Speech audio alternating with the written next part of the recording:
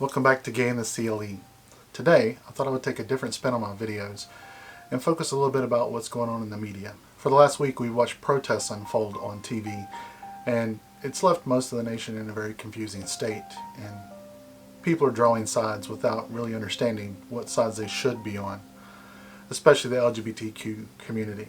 So today I thought I would share some of my thoughts on our past and what's gotten us to where we are today.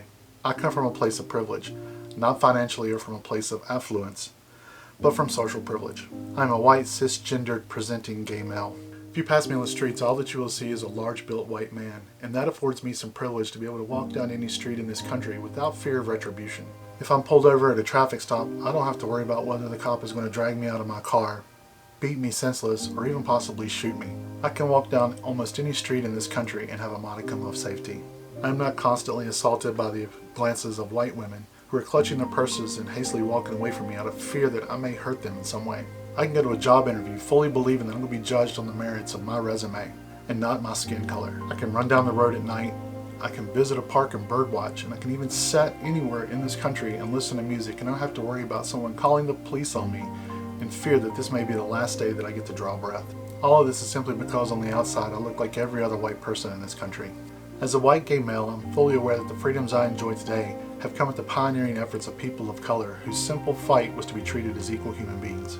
Our ability to get married, have parades to celebrate pride, and to live our lives in the open fashion that we enjoy today came to us based on the pioneering efforts of people like Bayard Rustin, Marsha P. Johnson, Sylvia Rivera, Ernestine Eckhart, and many others who fought for those rights. Each of these people fought for their rights and ours to not be persecuted. These people stood by the LGBTQ community in our protest because it was the right thing to do. Should we do any less for them? Bayard Rustin was born in 1912 and was a civil rights organizer and activist, best known for his work as an advisor to Dr. Martin Luther King Jr. in the 50s and 60s. He was arrested several times for his own civil disobedience and open homosexuality. Incurring all this, he continued to fight for equality. Rustin's personal philosophy was a combination of pacifism of the Quaker religion, nonviolent resistance taught by Mahatma Gandhi, and socialism by African-American leader A. Philip Randolph. Throughout his life, Rustin lived openly as a gay man. In 1953, he was arrested on a morals charge for actively engaging in homosexual acts in public and served 60 days in jail.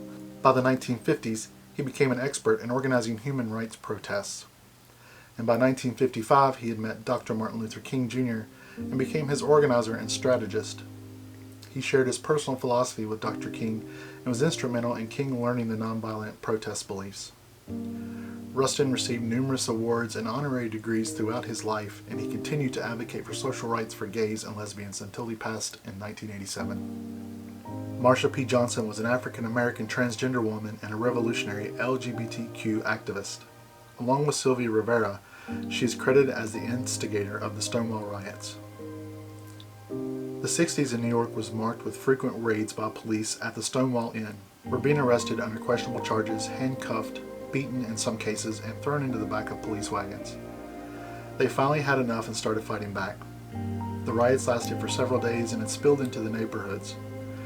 Johnson had been reported as one of the main instigators of the riots. As the LGBTQ activism started growing, it was becoming increasingly noticed to be led by cisgendered white men and women. This left the trans people of color to be left by the wayside. Johnson and Rivera decided to take matters into their own hand and founded STAR, Street Transvestites Action Revolutionaries, and was responsible for providing shelter for transgendered youth living on the street. Their movement was established in several cities across the United States before it was disbanded in the 1970s.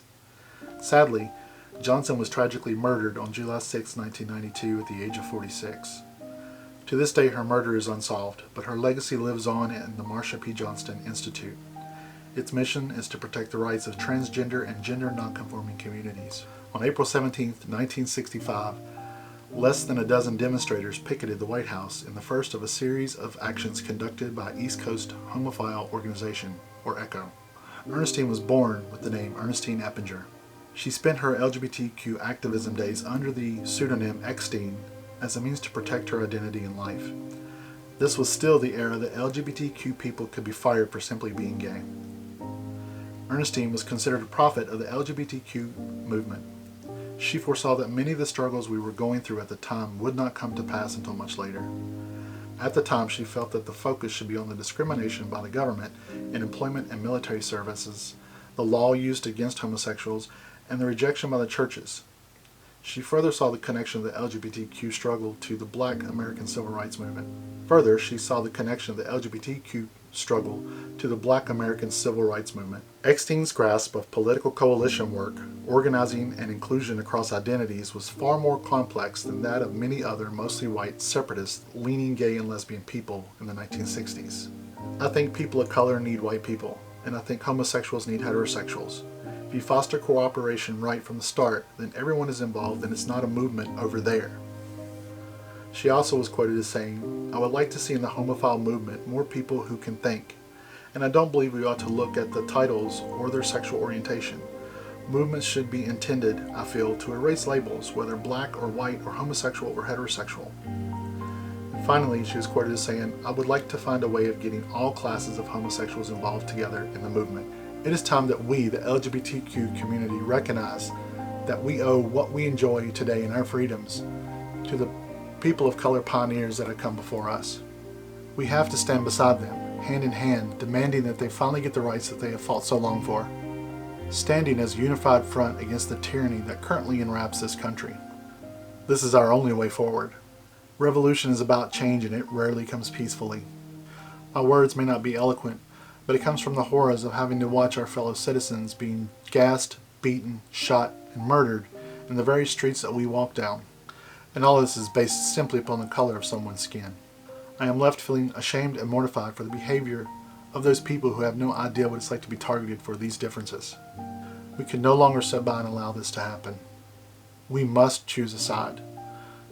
I stand behind the Black Lives Movement, and so should you, because your freedoms that you're enjoying today have come from those before us. Racism cannot continue to be the dividing factor of this country.